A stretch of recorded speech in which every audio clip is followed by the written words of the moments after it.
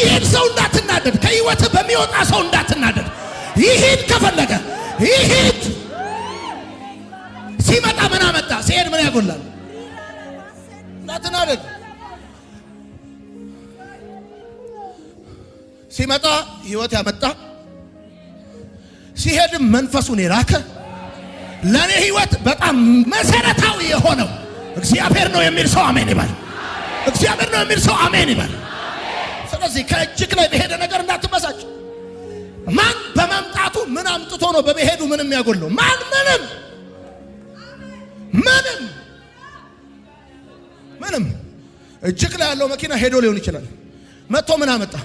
መጥቶ ትላንት ከምትኖረው ኑሮ ምን የተለየ ነገር ባንተ ህይወት ላይ ጨምሯል? ምንም ከስም በስተቀር ወርቅ፣ ብር፣ ልብስ፣ ህይወት፣ ጓደኛ፣ ምን የፈለከው ጉዳይ፣ እነዚህ ነገሮች በጠቅላላ መጥተዋል።